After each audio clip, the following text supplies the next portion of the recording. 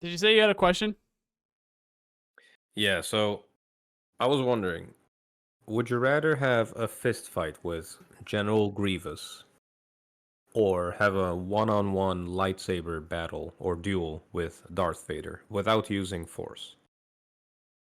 Uh, And they're both at their prime, by the way. well, here's the thing though. General Grievous didn't something happen to General Grievous that he got into, like he had to be put in that body, or he had to be like be turned into some kind of cyborg or something like that, or was he always like that? Is that like his race? I like the background, I believe, is he just wanted to keep enhancing himself and become immortal. I think that's I think the only what was question going on. there, yeah, I think the only question there is if he was like if his prime was what he looked like in the movie with all of his arms and all those lightsabers, which I'm Yeah. assuming it is because that's insane. It has to be Vader because then you die cleaner. Yeah, I mean, it's also an honor just to get cut in half by him, you know? You just die cleaner. Yeah, because well, here's the thing though. With lightsabers, it's either you get your head cut off or you get stabbed. But at the same time, depending on where you get stabbed, and you're the doctor here, so you can tell me more about this. Doesn't Mm-hmm. it? Wouldn't it like instantly cauterize whatever you're being stabbed, wherever you're being stabbed? So if it's not absolutely Yeah, vital, don't you like last for a little while? You don't necessarily just fall down. yeah. That was what one of the craziest things about Star Wars for me is every time they seem to get stabbed center mass, which it's not unless it gets to your heart, like that's okay. But if it goes into like your stomach, that should be cauterized immediately. So it's not, or it goes through your spine and then you like, yeah, sure, you collapse, but you're not going to be dead immediately. So like, Right. what you see, you know what I mean? You won't. I don't think you will die from bleeding with getting stabbed from Internal. lightsaber. Yeah, So I mean that would even mean that it'll longer. cauterize it. Yeah, So exactly. So you'll just probably die from like organ failure and if you hit the heart, of course, or yeah, so yeah, for it's me, it's like you'd fall just cut me in down. half. Well, he got sent down that pit or whatever that was too. So and there's the bottomless pit. Qui Gon, you talk about Qui Gon? Yeah, yeah, yeah. True. If you get cut in half, that's is that a bleed out thing or is that what He would might that? he might just be No, because people got cut in half and they're if he still got alive. caught, he might be just a nugget down there. Facts. I don't know. Um, I with think Darth Maul, he'd be down there with Darth Maul. Or no, wait, no, Qui Gon didn't get cut in half. Darth Maul got cut in no. half. Yeah, Qui-Gon got stabbed in the gut. Darth Maul got cut in half. Right. But then thrown down the pit, which probably has a bottom. Yeah, he got 300 Spartan down there. Yeah, Yeah, no, I yeah, I would take the lightsaber as well, because honestly. those little metal hands, it's like getting punctured a million times. It's gonna hurt punching him too. Yeah. Oh yeah, fuck that. I mean, well, Vader's got his armor. But Vader's not quick too, so you might feel like you have a chance. He doesn't really move around too slick. He just kind of He just stays there is. until Yeah, you he do just something. yeah, he's just kind of mass, and he just I don't and like blocking and stuff like that. It kind of just doesn't let you hit you, like the you know. I wish there was a Star Wars mod already for Broken Arrow. That's all I know. That would be dude, imagine. Yeah. 40K, All the although blasters. 40K over Star Wars for me. 40K over most Yeah, things, to be honest. In terms of same. like mods and stuff like that. And eventually we're going to be talking about stuff that's other than Broken Arrow on here for RTS games. So eventually we're going to have to get to this stuff, but like, and we've talked about this before. We didn't do any like kind of great detail or anything. We talked about like our upcoming for RTS games, but I That is am true. like, remember the fad a while back that was like, girls would ask their boyfriends or their brothers or whatever, like, how often do you think about Rome? That thing. Yeah. And and my sister asked me like one of the first days it popped up, I'm just like, what are you talking about? Like, what do you mean? And then like that did hit me one of the hardest because I was playing a Rome mod in Bannerlord. I was playing, I think it was Eagle Rising for Bannerlord. Uh, but I thought that was like an armchair general thing because one of like my top eras for RTS games is Rome.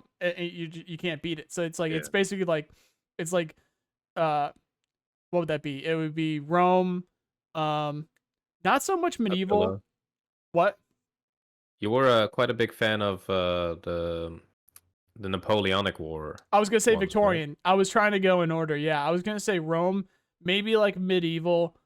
Not Right. not so much medieval actually. It's like if I'm gonna be doing something that has swords and shields, I'll do Rome. I'll probably go Rome before I Hmm. go medieval.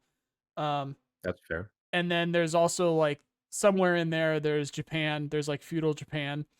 But then definitely Victor. Like I am big into, even though obviously American.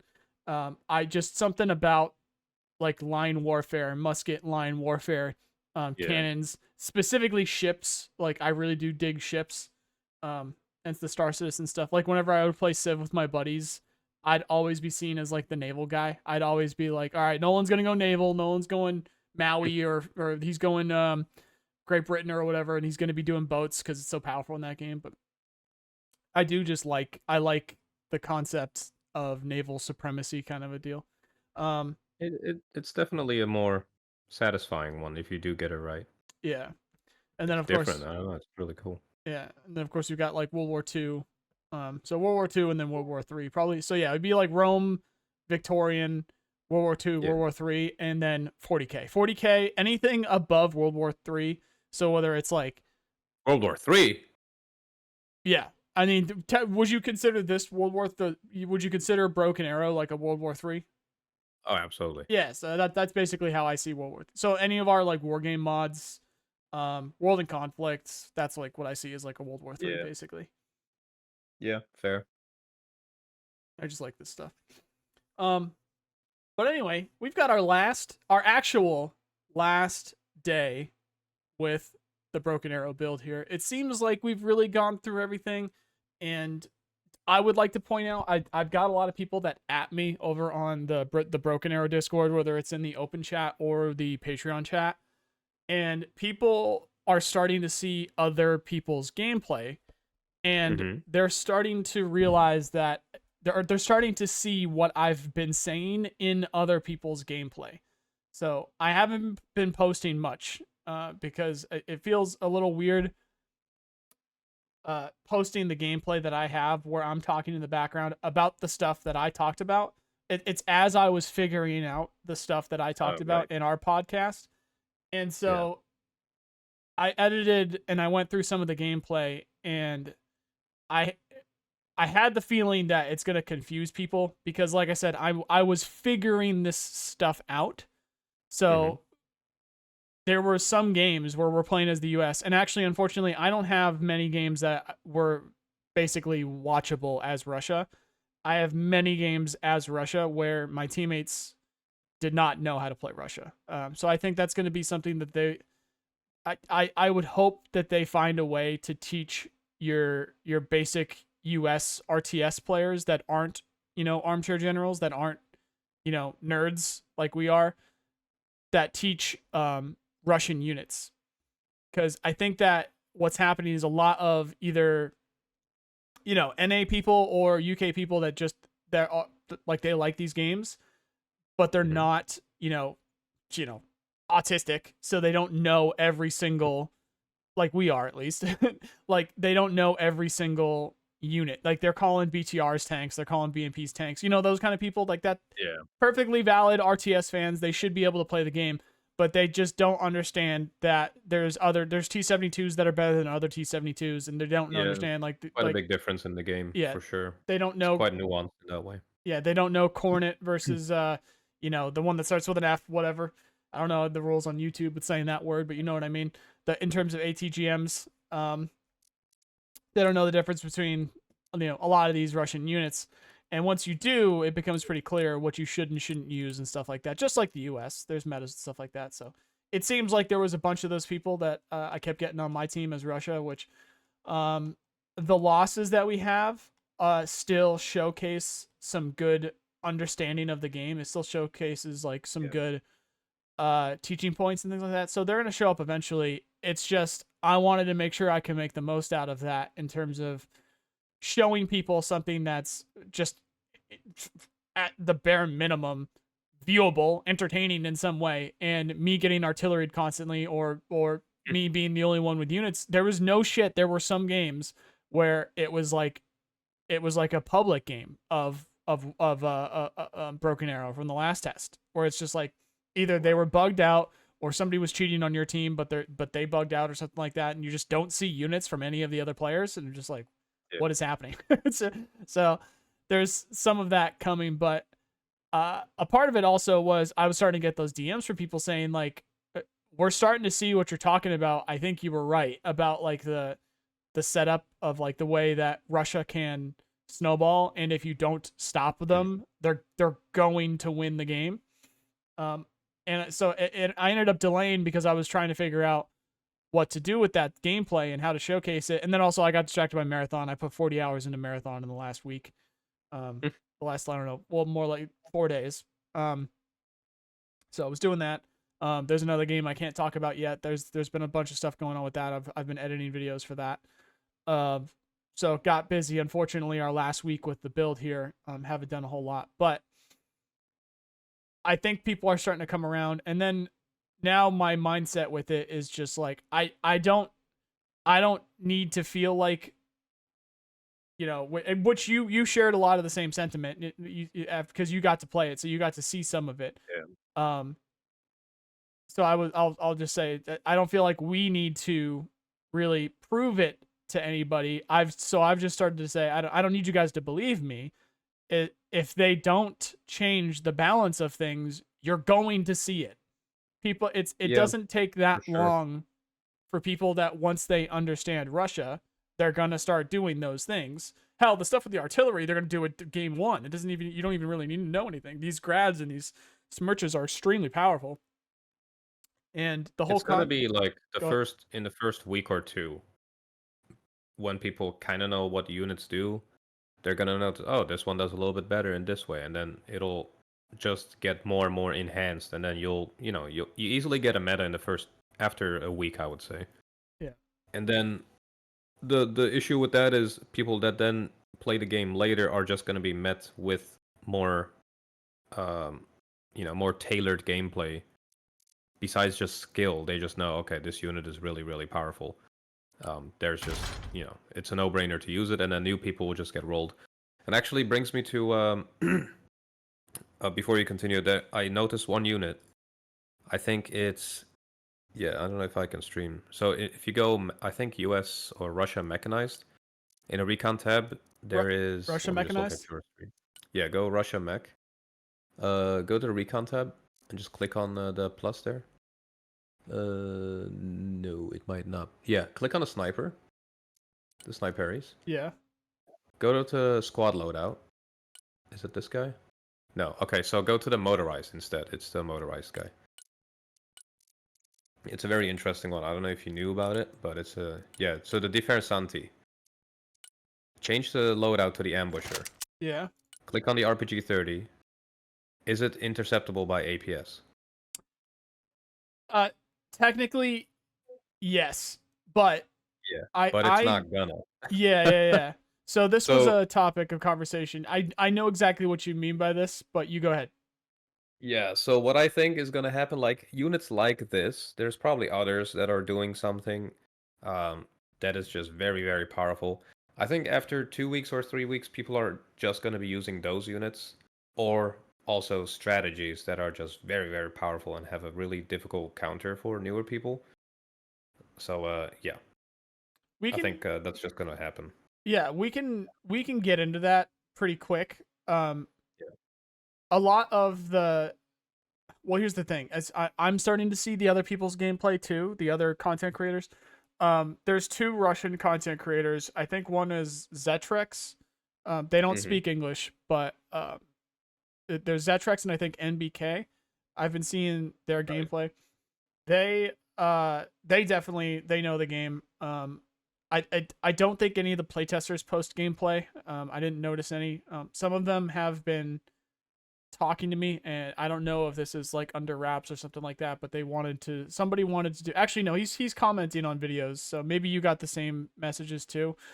Somebody, one of the playtesters wanted to get together like a Broken Arrow competitive scene. They wanted to get games together, and they specifically wanted me in it. They wanted me to do it. And I had a long conversation with him and some of the other playtesters too, where I just said no. I genuinely said no because I don't think this is balanced. I don't think this is going to be interesting in a competitive sense. And Yeah, I agree. immediately they like agreed. I'm just like, so why are you? Why are you trying to do it? Yeah. The only So way you can do a competitive match is if both people play with the same exact decks. That's how and they you make it both need to be competitive. Russia, Yeah. which is the Yeah. exact So same they thing as both need to be Wargame. either US or Russia, and they need to have the same deck combos. That is the only way you can make a game like this work in a competitive way. Yeah. Because with competitive matches, you need to be on equal footing. And when your decks differ already in their pros and cons, and the maps, even the maps make a big difference. You can do it, sure, you can make tournaments and whatever, but it's not competitive. Competitive means equal footing, equal chance, you know, it's just skill based. But if one goes airborne, the other one goes armored, that's already skewed more towards the airborne guy. That's Yeah. just gonna, I would it's difficult. say I just wouldn't do it just because I don't like the sweat meta gameplays, I right. just don't like it for that reason. I just want to chill, get some fun engagements going, not have to worry about the metas because competitiveness kind of brings out the bad side of RTS games out, in my opinion. Right. There is some I do again, this is my original problem here is showing up again with I'm not able to shoot, what's the word? Uh elaborate. I'm not able to like elaborate correctly on some of these things. My brain is just I'm just not smart enough. I'm not learned enough. Whatever, Learn it. learned enough to really, like I said, to really put all the right information out there on this stuff. But Yeah. I think again, meta is a little strong because the way of a word to describe what I'm talking about, it's more like it, this is like by definition, I believe this is meta, but sorta it's not. So it's like what is the winning strategies basically? It's like if you play company heroes and then you pick your general and it's just like that one does tanks, that one does infantry. It's Yeah. like you should do, or if you play, Command and Conquer generals and you pick one of the generals, it's just like if you play the Air Force general and you're trying to use infantry, sure the infantry do a thing, but you need to win the game using your air tab or your planes and your helicopters and your special Yeah. weapons and stuff like that, your special abilities that you get with that air general.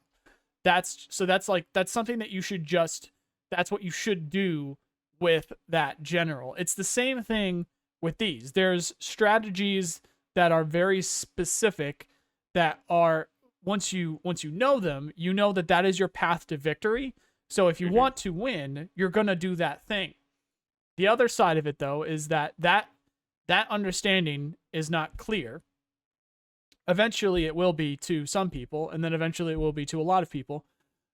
But every game that you play, if it's not apparent to the person that's playing on the other team, whether it's a mirror match or whether it's US versus Russia, you're going to completely annihilate them if they're just trying to play with tanks. So it's like this game has that concept of if you play this deck and you do this thing, you're going to win. And if the other team doesn't stop you, then what are you even doing? Like, what's going on? And it's not clear. And that's for either side. So as the US, something that I don't do enough is explain that in its own right, it is overpowered.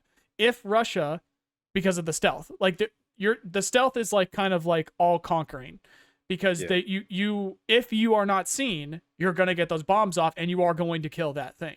You are. That's true. So in a sense, which is some of the stuff that goes back and forth for the devs and the playtesters, it's just like, what are you talking about? The US is still ridiculously overpowered because of the stuff. They're not wrong, but it is an easy fix. It is a very easy fix with a clear response on the Russian side. Just see them forehead. So it's just it's stealth, but there was actually a gameplay, I think LDE, this other smaller creator who's really active on the Discord, excuse me, posted some gameplay that showed I was playing in the middle on that airfield map, the larger airfield map, not the one that's like a bit darker with a lot of field like a lot of forest around it. It's the more wide open one with the larger airfield in the middle. He was playing Airborne SF, which I advise people not to do because it's not a pushing deck. And if you guys want to see gameplay of somebody that knows what they're doing, and he's got a lot to learn still. I've seen some of his gameplay now, and he's got stuff to learn still. But somebody that knows what they're doing, someone that knows the units, trying to push with a Airborne SF deck, you can go see that video and you'll see exactly what I'm talking. You can't push with it. You can hold with it, but there is no vehicles. You literally get no vehicles. So you're not going to be able to get through that. You're just not. You have to have somebody with an armored or a Stryker deck to push through a front line, and then you can very effectively hold and you can support that person, but you're not taking any ground. And even then, if they're going to push through you, there's not a whole lot you can do if they bring effective AA and they're properly supported. So that side of things. What was I going to bring up? What was I going to bring up? The metas, counters, metas. Oh, the airborne at the beginning. You'll see that, sure, we have Raptors that, shot some missiles. Sure, we have F-35s that shot some missiles. You can do the thing that you do at the beginning, but that was the clearest example I could show of just like point for point, Russia sending out planes, US sending out planes, and Russia just utterly dominating. And it's with like MiG-35s and Su-35s. It wasn't even like the PAC FAs. It wasn't everything that they could put out there. It was specifically 2 of their planes that just dominate because of their availability and their access to the R-37 and their ability to seed. They did not seed though on that one, but they have higher ECM. They can bring more of them and they can see. So once these stealth planes are seen, the whole thing is Russia gets longer range SAMs on the ground that hit harder, so that adds to the fight. There's a lot of times when Russian planes get seen, but they can't be reached because unless you specifically have a Patriot PAC-2, which is still several thousand meters less than, not thousand, several hundred meters less than 2 of the Russian S-300s. Or you get the other packs, which probably aren't going to reach because they're like 3,600 too. So the PAC 3 MSE is like, 3,600. That doubles. So you're talking, what is it? 7,200 out to the S-300s, which are 9,000. So you get a bit of extra. And 9,000 is practically, we've all been shot at by the S-300 big missiles before. It's practically the entire map. And then the new one, you get the 4 missiles at, I think, 42.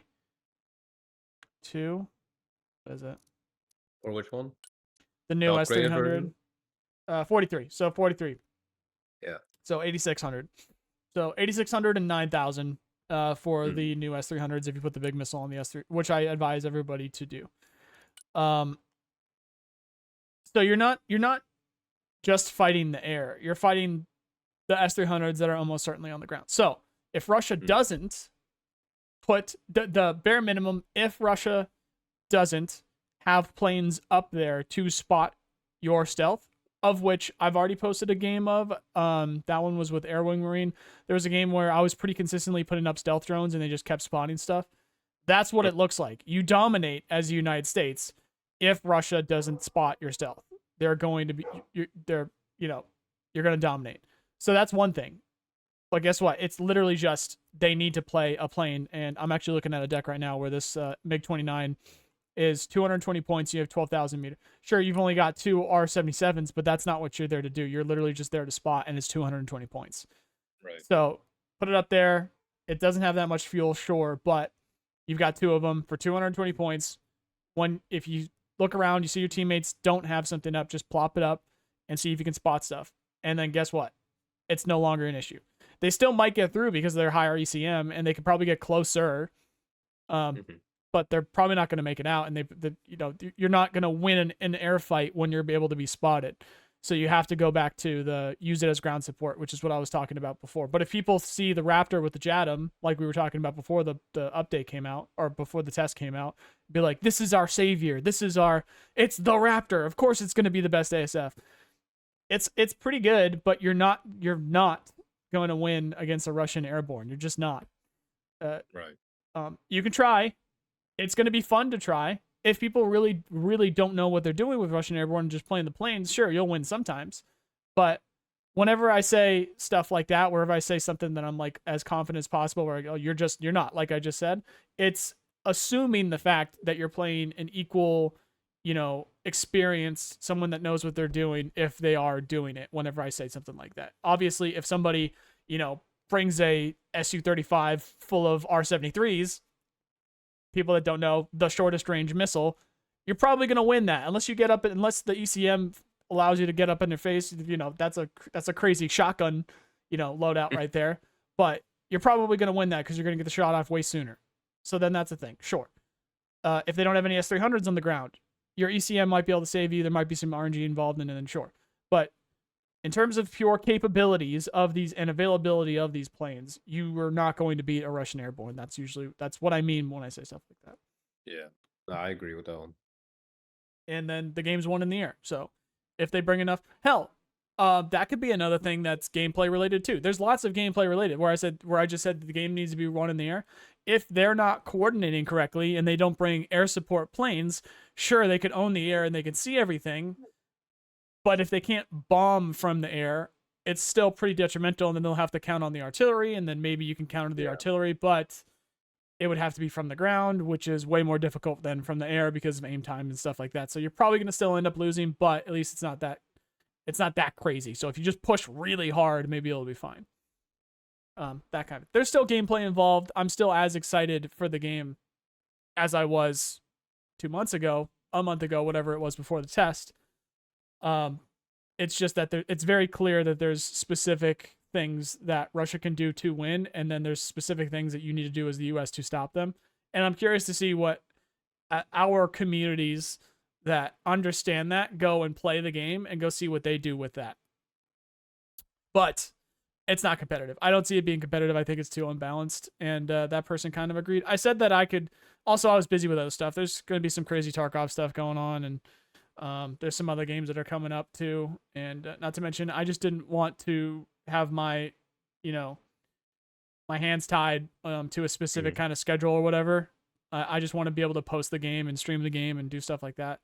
So if they end up doing some pretty big balance, which actually, on that note, FLX posted something somewhere saying, I guess they changed up the Bradleys. Did Jack DM you today? No, I haven't gotten any. Yeah. At some point, we'll have Jack on the podcast. What were we talking about the Bradleys? Yeah, that's so I guess FLX posted somewhere saying that they actually are making some changes. So somebody in the Broken Arrow Discord named Rick Sanchez said, "Is every 30mm stronger or just the 2A72?"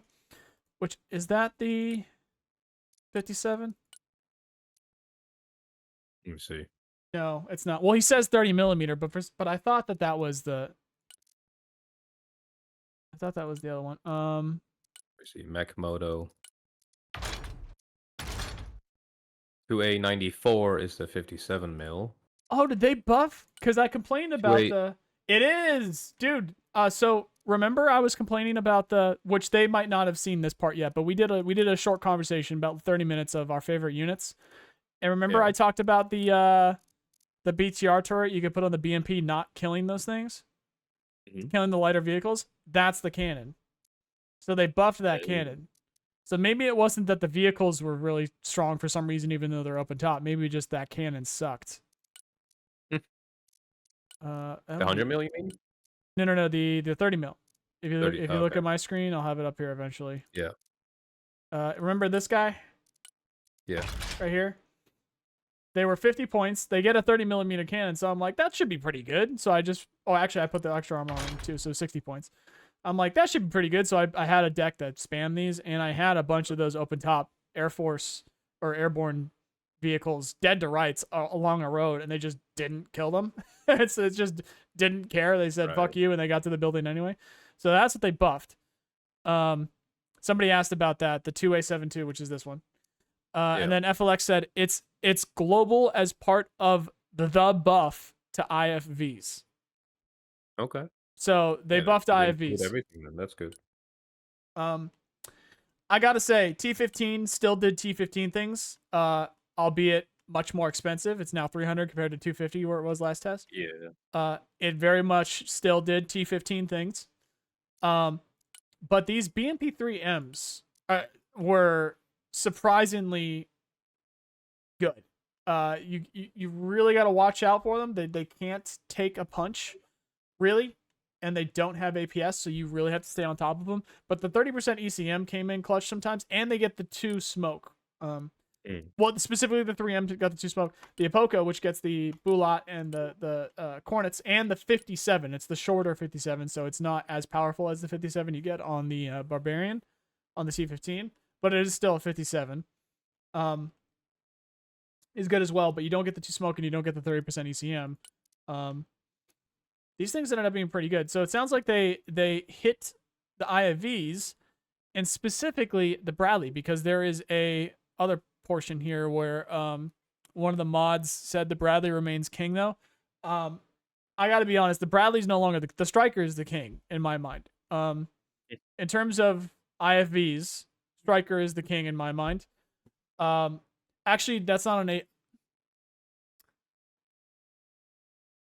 I don't know if they're IFVs or if they're APCs. Maybe somebody can be more specific about that, because they carry infantry. So I think the whole thing is like if they carry like a full squad, then I think it's supposed to be an APC. But maybe it's based on the weaponry. If it's based on weaponry, then sure, they're IFVs, because the infantry fighting vehicle, they can carry some infantry, but they really are there to fight. In that case, some of those Strikers are IFVs. Yeah, I guess I would call this, and like Bradley's, I will call them IFVs. And APCs, I would just call something armored with minimal weaponry, like a PKT or a machine gun or maybe a KPVT. I wouldn't call them IFVs, for example. Yeah, I think that's probably the way to go. Yeah, but it's probably a blurry line depending on which weapons you got on there. Yeah. Anyway, he was saying that for Bradley's, which I'll click over to something with a Bradley deck. Where are we?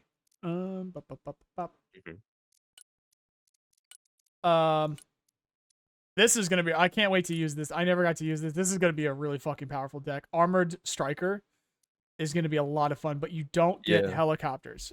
Which is gonna suck for your eyes. You're not gonna be able to see very much. So if we did like a tag team, where I would like to play this, so eventually it'll happen, where like you played SF Airborne as the US and I did this. That would be a fucking crazy tag team, but we'd have to be like on top of each other, basically play in the same amount of space that one person would, and we would just push. You just roll. I could see that being extremely successful, as long as we don't get artilleried into the fucking earth. But yeah, anyway, so Felix said they actually sucked, in my opinion, talking about the Bradley. This is coming from Felix. This is the lead dev of Broken Arrow. So someone saying Bradley remains king, though. FLX said, they actually sucked, in my opinion. Against them, you could fire a tank round, let them fire a missile, pop smoke, rinse, repeat. But we have recently reduced the aim time of semi-active ATGM on vehicles. So they have recently reduced the aim time of semi-active ATGMs on vehicles. So that's not fire forget. So that's not the javelin. So that's toes. That's cornets. Yeah. Attacka. As a result, now they can defend themselves against tanks much more efficiently. And then he finished it with, "Are we entering a new era of mechanized hordes roaming around the maps like Mongolian riders?" I don't know about you, man, but I definitely have been doing that this whole time. I've been doing the vehicle thing pretty heavy. Yeah, I mean, even in the 2 games we did, that still is a thing. They get completely destroyed still if you know what you're doing. But I mean, if you combine a Bradley that has the blams and then the tow 2As, and then some with APS and you know, some with laser designation, and then you put the Shorad in the middle there, and you just micro them, like that is gonna wreck shit. Yeah. So it's still very, very powerful, and with the reduced aiming time, that's gonna be pretty good, I would say. But still, you know, it's still expensive.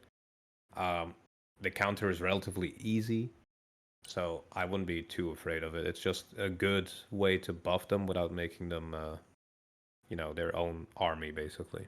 Oh, expensive compared to Because, what? These are pretty cheap. yeah, I mean, To spam, if you do like a full spam, yeah, I guess. you will probably not just yeet like 5 or 6 of them, you know, because after that, I'm not the gonna opponent lie, probably I also do. knows. Yeah. That's actually kind of my goal. Is usually 5 or 6 is definitely like you're good to go. Like push with that because the 5 or 6, if we're talking Bradleys, have 1 or 2 blams in there, have 1 or 2 regulars in there, have a Shorad and have a recon or 2 in there, and you know you're talking 5 or 6 with that, and that's a perfectly good pushing. But now if we're talking Strikers, these can handle a recon just fine. They go up to 2400 compared to the 2000 that you get with the regular Bradleys, and they get the javelins, and they get the better Bushmaster, and they get APS still, and they can laze. So, and they're faster. They can't take as much of a punch, anywhere near as much of a punch, but you know, they still have their spot. They still have their you know, use where you could push up with these, get there faster, still take a punch. These are really cool. Yeah, still worry them a little bit. Spot, which is massive because you're going to get close. If it's like infantry in buildings or infantry in a tree line when you're pushing through something, you need to be able to see them to shoot them. So longer view distance, get closer, get them shooting at you, spot them, and then chances are, even if these are, you know, potentially even much further back, especially with the blam, even if these are much further back, then these start shooting behind it, and you're doing pretty well. You're doing pretty well from that point.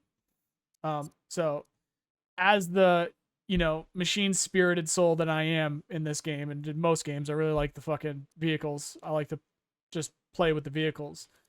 That's music to my ears to hear that that's a buff because I didn't really have an issue with it in the first place, to be honest. So that's cool to hear. And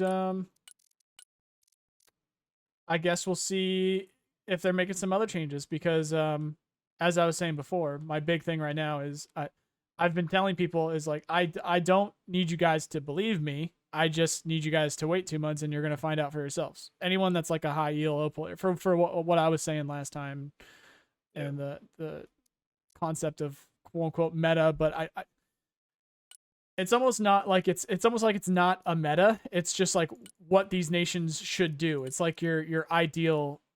It's like your win condition almost for these nations and for these specs. Is like Russia is just those SAMs do that, those planes do that, those vehicles do that, those artillery pieces do that.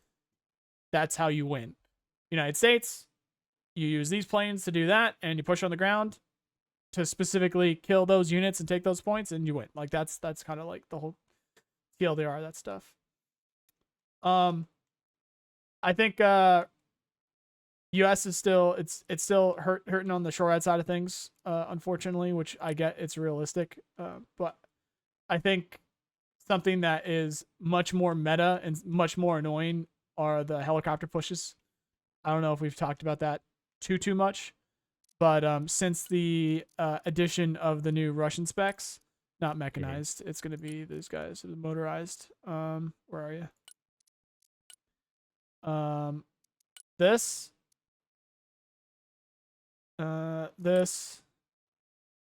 Wait, is it all of it? It is all of them. Every single one of these are new with the new Russian spec. They're not Ka-52s, and they're not Mi-28s, but they're still 20 armor, which is the highest level of armor that you can get with any U.S. helicopter. And they still get a better ACM, and they still get flares, and they still get a cannon that will wreck most things for much lower of the price. So completely eliminate all extra cost from these. and you're getting 130 point, 20 armor, 5 ECM, 10 flare, 265 speed, bait, or whatever. So you get 2 of these for the cost of 1 of the helicopter rush pushes. So if somebody on a Russian team is doing something like, do I have a deck for it? This 1750 points for I mean, let's just build it. What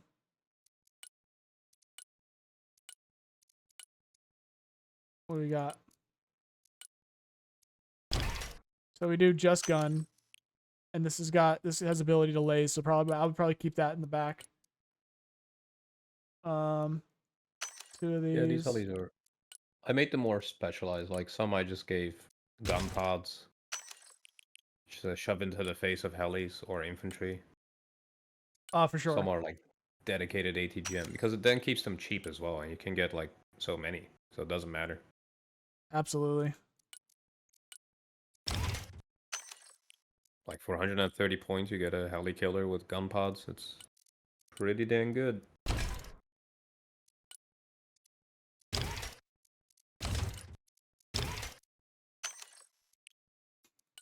So this alone, hell, we can even do this probably. Nope. Nope, that's what we're looking at. So that's 2, 4, 8, 10. Yeah, that's kind of crazy. 10. God damn. 12, 14, where these are like the actual hitter. So these guys go through, and what's the total points on those? So 1,220 points. There is no more SHORAD left when those go across. You just send them in. But if you have a buddy, you have one buddy that does the original. Where are you? One buddy that does the original heli spam push. Yeah. That pretty much worked a lot of the time anyway, where this person sends these forward after sending actually it'd be an SU-35 or an SU-57 across the front line. So this player puts an SU-57 across, you find out where their IR is. SU-35, you find out where their IR is, maybe you do a seed run or 2. Have these guys ready, and then you push across with the super cheap stuff. That person throws their units away, but guess what? You now have an entire new front line that has absolutely no IR or ability to kill helicopters whatsoever. This person moves in. You're not stopping it. You're not.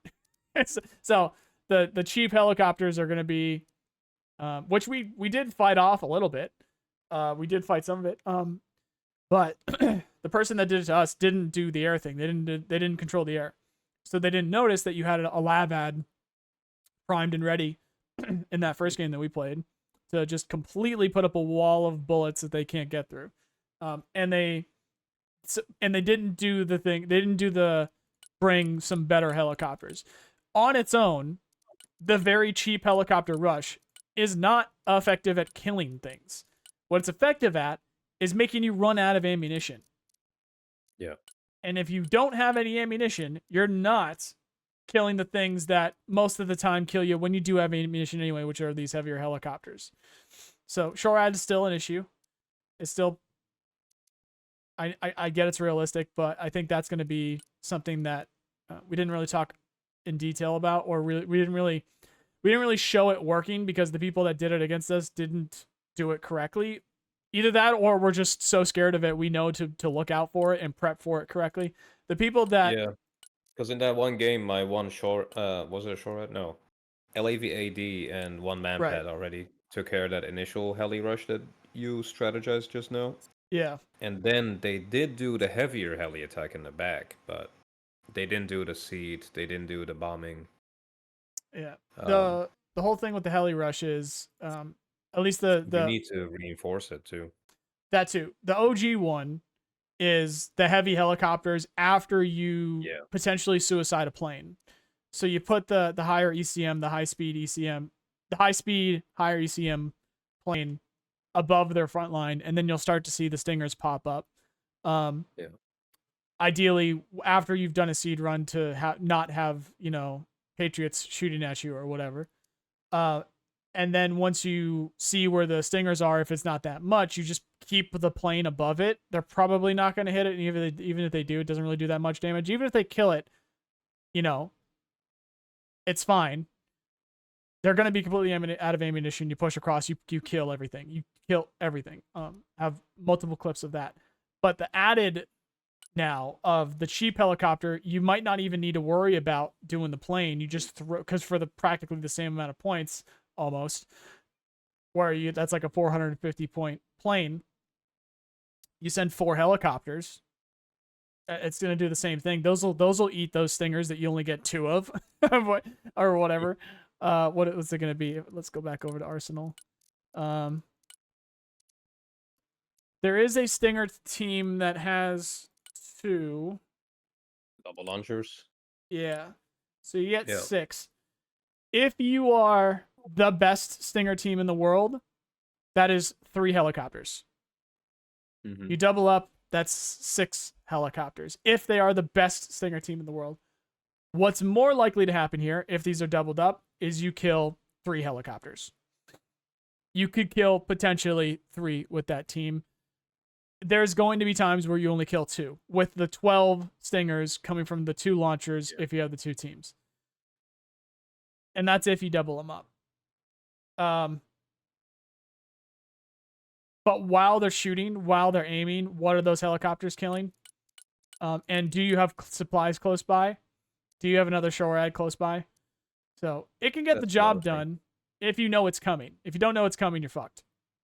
So we got to keep eyes up about that. And not to mention now with points working the way that they work, where you get the refund, you get your, not the refund, but you get your points per tick back immediately upon loss of a unit. The wave tactics that you're going to be able to pull off, where somebody is like literally definitely do it more. Yeah, you absolutely can, especially if you just don't buy other units unless you're throwing them away. So like you basically don't play the game, or you play the game in spurts of, or in stints of like 30 seconds or like a minute and a half every 10 minutes, where you have thousands of points to spend. So that's gonna be pretty crazy. So like you picture a Russian airborne marine or a Russian airborne motorized. You don't buy any units, maybe some drones or maybe some planes. You play in the air, and then you see that you have 2,000 points. You buy all those helicopters and you just send them at a front line that is being held or, you know, enforced or whatever by a teammate, not into the open. You can do the flanky stuff if you want, but chances are they'll get seen, and then they can be brought down, and then we'll see what's more effective that way. But in my mind, the most effective thing is if you send it at a front line that's already being fought as a 1v1, and just completely obliterate their ability to counter any kind of AA or any kind of a helicopter threat or airborne threat with that spam tactic. Then that player that's on that front line is probably going to have some kind of air support of their own. If not, then maybe pick somebody that would. And they already know what to do. They know that front line. They already have their priority targets picked out, and they can just roll them. So it's pretty powerful. Not to say the U.S. can't do the same, because they totally can. It's just way more expensive and not as armored when on the helicopter side of things. That's the big thing. Maybe, I mean, sometimes they have some stealth working with them, but that doesn't really make a big difference, to be honest. I had a deck that I didn't get to try, where it was something similar to that. No, I wasn't going to use the Comanches because they're paper.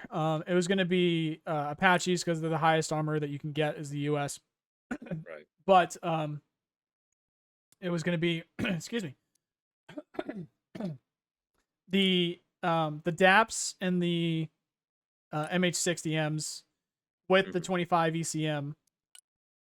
Keep them as cheap as possible, because we're talking the same price as those cheaper Russian helicopters I was talking about a second ago. 135 and 90 is even cheaper, but you get the 25 ECM and you get a longer sight range, view distance, absolute paper, and you're going up against Russian SHORAD, which is the best. It's amazing, with all the guns and missiles. Is insane. So you need to pick where you're going with it very intelligently. But this is straight up suicide runs. These guys too.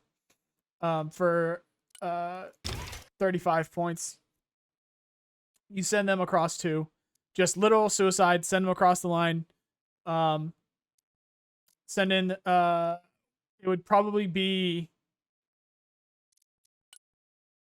these initially for 90 points, 25 ECM. These behind them because they're a bit slower. And then the DAP with rockets instead of the guns. So it would be these daggers. Maybe Hydras. Maybe not. Yeah, probably Hydras. DAPs behind them. Killer eggs behind that. Also rockets. You just go for like complete stunning AoE kind of thing. Exactly. So I mean, that's use fair, up yeah. ammo. Use up ammo. Well, use up ammo in spot. Yeah. Double check, use up ammo. While these are being shot at, stun, kill. That's what I would like to try to use. If they don't know that's coming, or if you're too slow because they see all the helicopters above them and they're starting to bring in planes, then these are definitely going to die. Ideally, these don't die. These go rearm. But it's not the end of the world if they do die. But that's something that I wanted to. Also, these would come with it because it would be. It would either be SF Airborne or SF Marine. Probably SF Airborne, and these can go with it. And I think these have a place somewhere in there because of their higher armor. In fact, it might not be these at all. It might just be these with the APKWS because the higher armor. So this would Apache. Yeah. You can definitely take like at least a good missile hit. You Maybe one can. AoE. You can. It'll go down with 2, but still. Yeah, I had a game from the last test that was Airborne Marine where I did the try to take somebody's spawn, and I kind of did. So it takes a long time to get over there. You don't have any vehicles, so luckily they didn't push me on the ground, or else they would have swamped me. But it was these cheap Super Cobras for 135 points where you can get the Sidewinders on them. So for 135 points, it's just they don't expect to be losing planes to them, and they did. They lost a lot of planes just because it's just like it's Super Cobra. Nope, they got Sidewinders. So if you do the team up between a couple of these with the Sidewinders and a couple of these which are cheap, and then a couple of these behind it with the Hellfires. That was pretty dirty on its own, but now with the higher ECM and the more availability of all these, which you could put the gals on these, which aren't, those are actually pretty effective on their own. It's almost like a cannon. It's a 50 cal. It's a fast firing 50 cal, and you get 2 of them. Not a slouch there on those. Do you want to revisit? As we come up on the end here, do you want to revisit potentially favorite units? Maybe something you wish you had more from it, because this is going to be our last time being able to actually be in the game. So if anything, it would be useful for us to just see the point values or see this information that we're not going to have direct access to, come tomorrow. I mean, so I've kind of spent half a day just going through each specialization and each deck. The one I'm really interested in trying is Spec Ops and Armored on the US. Spec Ops Armored, okay. Yeah, it's really interesting. So you have some tanks, right? You have the M1A2s, the SEP V3s, and the base M1A2s. So I've just put 4 Abrams in there. But the cool thing is you get Bradleys. You have the Special Forces. You have the Stealth drone. You have the F-22 Raptor. So what you were saying earlier with Special Forces, you can defend, but you don't really have the attacking power. So I coupled it with armor to have some form of an arrowhead, like I can push into certain areas a bit more with a bit more firepower and then hold with better infantry than the enemy probably has. So I'm gonna lean more towards really loving the Bradleys when the game is out. I think the blams, I'm gonna love those because they just destroy infantry. Yeah. You also have APS, so yeah, this is gonna be a fun time. I think in the previous open beta, the Bradley combos were really powerful, like you shown, and yeah, I'm just gonna be looking into playing a lot with these. Now, what I'm hoping they expand on, or what I hope to see more of in the future, that's a bit of a difficult one. I would say, man, what would be interesting? I haven't really given this too much thought, to be very honest here. You're good. But ballistics. So I don't really see ballistics being used at all. I don't see much cruise missiles being used because they're interceptable, right? Right. We'll probably see a lot of them when the game is out because people don't know they can be intercepted, or they'll keep their AA on. You can just seat them and then do it. I think it's so freaking cool to laser designate things and use weaponry that can make use of it. Even just a paladin with Excalibur rounds that cannot be intercepted. It's just such a cool thing about the game that you can do that. And I don't think it's being used enough. So I hope people just do it more. It's not something that the devs need to do, but I just hope to see more of that happen. That in particular, a lot of Yeah. people. I'll just put a quick note on here. You can do that in particular. A lot of the playtesters were doing in the urban fights because the infantry being as powerful as they were, they would bring up mortars, hide them behind buildings, laser designate the building that they were fighting infantry in, and then the mortars would laser designate to that building and it'd be significantly more effective at killing the infantry in them. Yeah. So it's a useful tactic for sure. I used to get like 2 or 3 sniper teams behind enemy lines and then use this exact unit you have open, like with the PRSMs. Yeah. And we would have like an entire team with 4 of these total, or maybe like 8 sometimes, just fire all at the same time, and it just looks awesome. This just has that wow factor. For sure. But yeah, the mortars in urban fights, that is a big one. But also just dropping JDAMs on targets, laser designated ones, even the moving ones. I think that's really cool. Right. So yeah, I'm just looking more forward to that, I think. I think that tactic, I'm glad that you brought that up because I forgot about it myself. Is very much on the comeback because microing seed at the higher level gameplay is absolutely back. This is something that part we talked about recently. But the fact that like what you can do with what you can do in this game when the AA is turned off is another game of cat and mouse that I haven't really messed with. But what I did do is I kind of showed it off with, so notice the name of this deck here. This is a concept that I don't think I'll end up talking about because it seems like they are going to do some balance, and I just don't know if it's something that people need to hear. The concept of these 5, where if you had a full team stack, and you coordinated together, I don't see a world where, especially online, you lose using these decks, and I spent hours putting these together. This is maybe even a full day's work of putting these 10 decks together here, because the whole concept is everybody has their specific job, and each deck, in my opinion, when used the way that I was going to explain, would be the best at it. You're not going to stop it. So maybe I'll do a quick recording of just like showing what units are in there just so I could talk about it later if I feel like it, but I don't think it's what people need to hear. I think that, STB will do something to change up the meta, and also they don't necessarily need to for it to affect most people. What we're talking about is the very top end stuff, and hell, even people that are at the top end doesn't mean that they're going to do that specific thing. Maybe they just want to try a different deck for once. So it's not like it's always going to happen. But anyway, you'll notice that this one here specifically is called Seed. So this would be the Seed deck, and notice what's in it. Ballistics. So part of it is you punish them for having their radar off. You punish them for having their radar on because of all the seed, and then you punish them for having their radar off. Yeah, that's exactly what I wanted to do too. Yeah, with these Tachkas. Yeah. So that's the whole thing.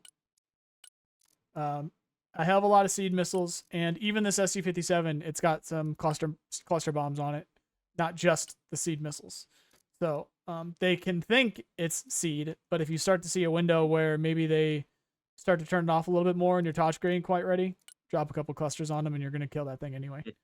And just like the U.S., even though it's not the same stealth characteristics with the 1.25 compared to the 1.75 that you get with America, you're probably still going to get. It's still an SU-57. It's still stealthy. It's still fast. You're probably still going to get in there anyway.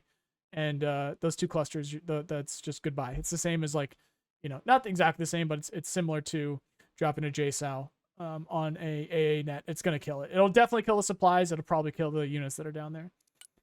And something that'll definitely kill it is if they let these through, which is going to be chaos for them for sure. But as the United States, if there's anything that those SAM systems are amazing at, it's interception, because of the amount of fucking missiles that they get, the sheer amount that these packs get. And if they put up a full net between the MSC and the pack 3s, I mean, you get fucking 16. You get 16. Absolutely insane.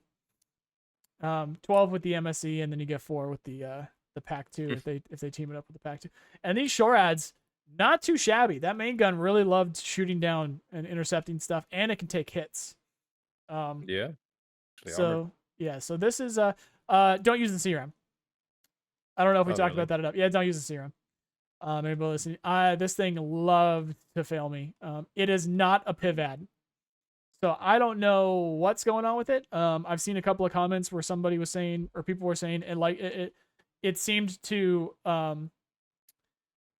like shooting from the left before the right. So if you like aim it in a direction, like if you aim it like towards, if that's the front line over there, like I guess potentially it's better if you do it that way. But I tell you what, man, when I was in the game, this thing loved to not intercept things. Loved to not intercept things. So I don't know what will have to happen. Yeah, I don't know what will have to happen for me to try it again. But I mean, I'm going to eventually, and I'll double check to see what's going on with that thing. But if you want to use something like the PIV-ad for the United States, use the PIV-ad.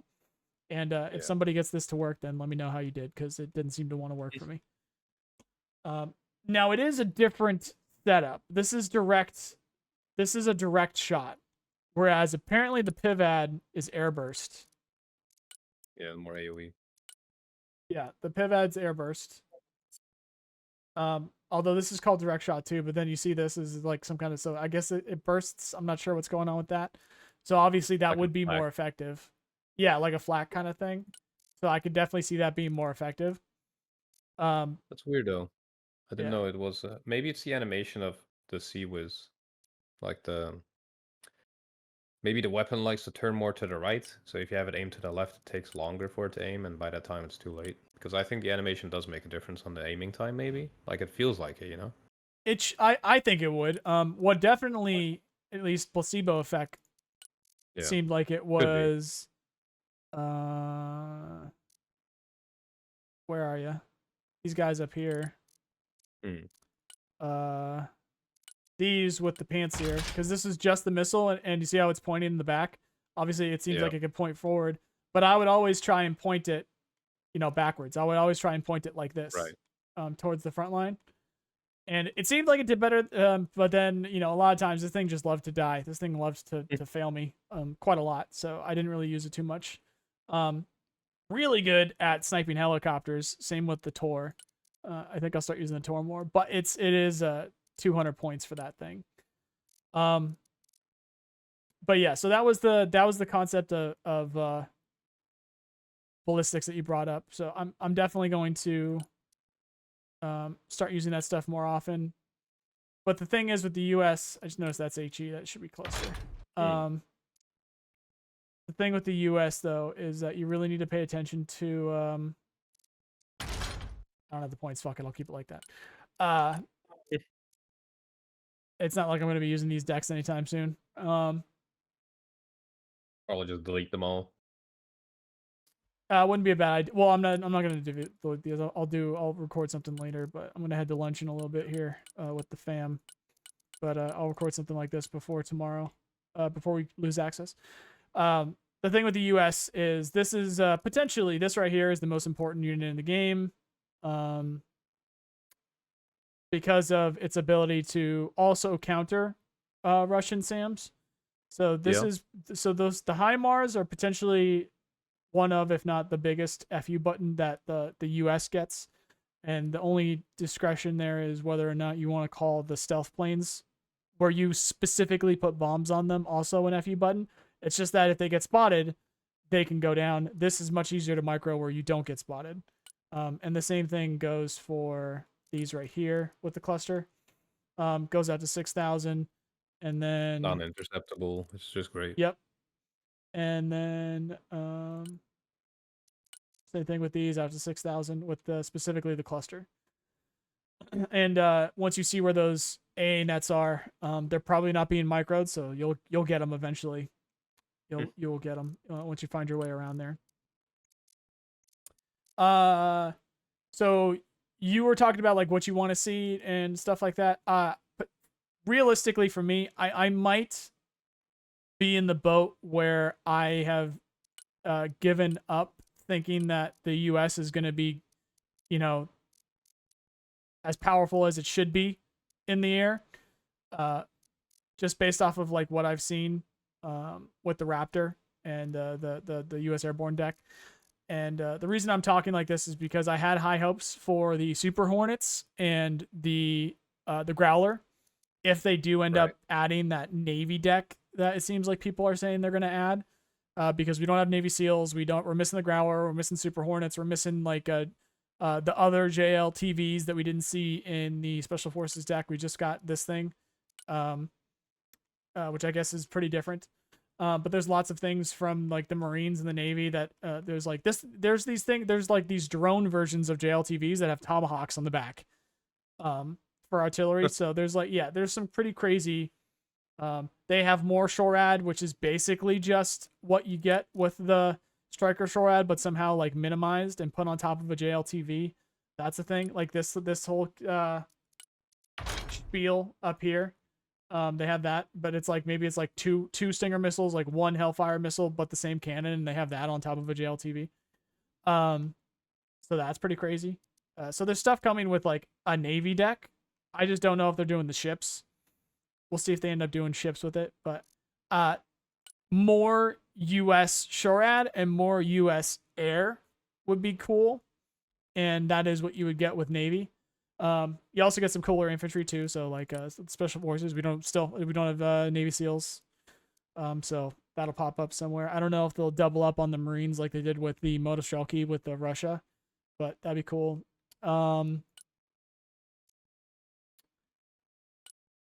Otherwise, I'm not gonna lie.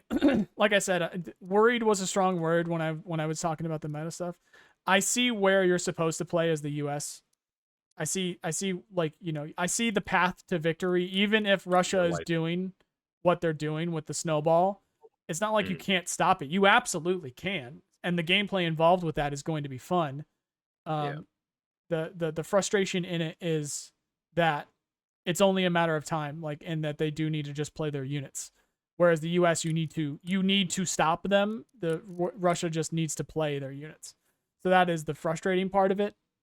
Again, but I'm pretty good at this game. I've gotten pretty good at it, and it'd be fun to see eventually someday somebody trying to do what I've been explaining as Russia, and then we just flatten them with Abrams. So that gameplay in itself is just, I do like my tanks. So in terms of what I would like to see, I'd like to just see more. It'd be cool to see the US Navy deck and what they would bring to bear. And can't forget the other nations. We're close to launch now. Those German and Polish units were in the tutorial thing. If you haven't gotten a chance to check that out, go to do the tutorial and then just like run around the roads, the other hangars, and you'll see them like parked around, and you'll see the other stuff that's around there at Bolt specifically before it runs out. If you do the tutorial mission, if you want to go check those out. Yeah. You did the single player, right? You did the single player missions? I did, yeah. Okay. What'd you think of them? I liked them. They were fun. They were good. Did you play on a hard? I played them on the hardest difficulty, yeah. Nice. They're really fun. Yeah, the single player stuff, and hell, we'll add that into it too. I'd really like to see the scenario editor. We started talking about this, and I don't think I said the words, but a 40K mod in this game would be a dream. Like, that'd be absolutely crazy because of just the sheer scale of being able to zoom out and you see like a Warlord Titan stomping over buildings or whatever, and you can zoom all the way into like a guardsman squad at its feet, still fighting orcs or whatever. That would be crazy. Throwing nukes. Yeah. But generally speaking, I wanted to, as we finalize our test and potentially the I'll finish my thought here. My brain. So potentially the last time that we get to play, I would say that I am still as excited as ever. And if there's going to be a moment for somebody to speak up and say what I'm saying, it's fucking now, by the way. If anybody is frustrated, be like, oh, he's being a downer or whatever. It's a test for a reason. This is the exact moment when you want to be like, hey, I think there's a problem with something that's totally fixable, aka balance. This isn't like we need a new feature. This isn't like we need something crazy to literally change some numbers on a spreadsheet is what I'm asking for this stuff. Literally, that's it. It's balanced stuff. So that's why, this is the time to bring it up. And it seems like they're doing something. It seems like they were doing some stuff. I don't know why they needed to change IFVs. Personally, I didn't think there was too much of a problem with them, but hell, we'll see what else they change. So yeah, just as excited as always for potentially our last chance to play until full release. However, Bolt, are you on the Patreon for Broken Arrow? Yes. Did you see their post either yesterday or the day before? I think it was the day before. Ooh, I haven't checked that one, actually. I've been like, out. Go check it out. Go open it. Open it and read off what it says. Wait, hold on a minute.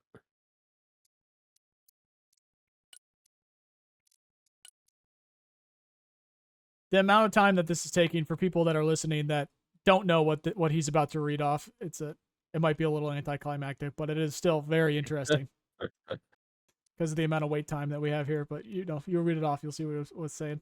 Wait. Why don't you, if you have it open, why don't you read it? I don't have it open, but I know exactly what it says. Okay, I need a second here. Because I wanted to hear. Very excited about it. I wanted to hear what you think of it. Okay. Give me 1 second. Give me a sec. You got time. I'm checking out the units that we're not going to be able to. Dude, I don't know why it scratches an itch just to be able to like click the unit. I can't play them, but just being able to see them and like scroll around them instead of seeing like a pre-recorded thing. I don't know why, but it just scratches an itch. All right, here we go. The last one. Yeah.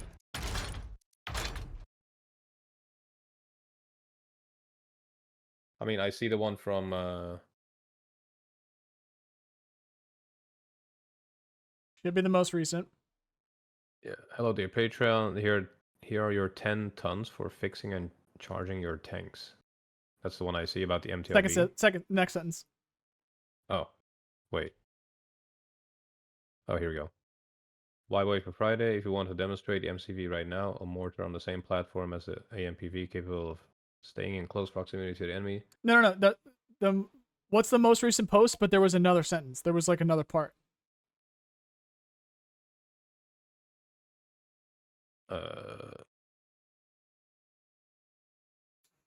I'm not sure I'm looking at the right one. Wait, why don't you open that thing on you? All right, fuck it. They said that you're going to be surprised next week. Oh, they said a surprise is yeah, dude. So you're going to be surprised. I'm having a brain fart there. Yeah. Well, so read it. What does it say? See you next week. You'll be surprised. That's all I see about that. Yeah, exactly. See you next week. You'll be surprised. So maybe another post video.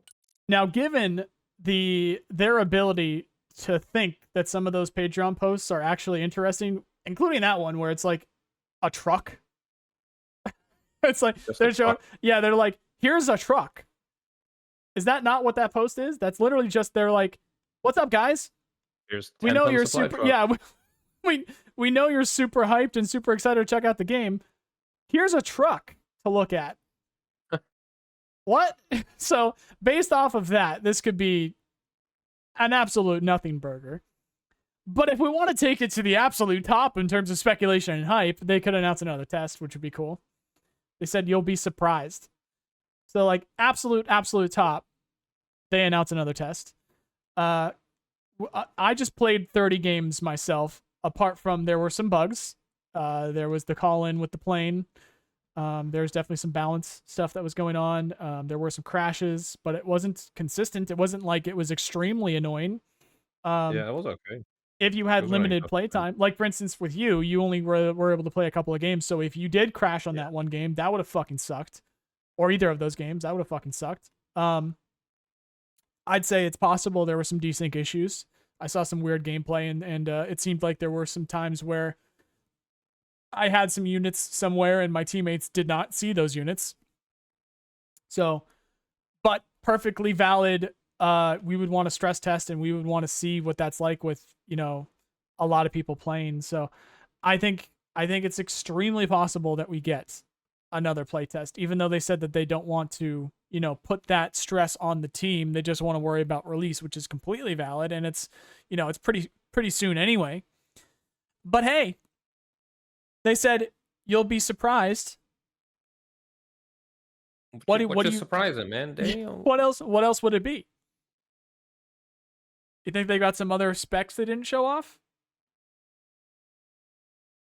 This is me asking you. Like, what else do you think it would be if they're going to surprise us? I don't think they're gonna do any new specialization. That's I don't either. I think it's a not a test. But chance, I like, think. what else could it be? What else could have? They're You'll be either- surprised. What would surprise us? It hasn't. What would it like? The post and see you next week. You'll be surprised. Have nothing to do with each other. Like, here's a supply truck. See you next week. You'll be surprised. So it's something unrelated to anything they've posted. So maybe maybe something about a campaign is what I would. True. Maybe it won't be multiplayer. They'll just let people do the single player stuff. I don't think they're gonna add another open beta. Why would they? Since it's only two, you kind of want to also build a little bit of a hype, But then again, open beta is good advertising. Well, it's it's a beta. Yeah. They need to fucking test it.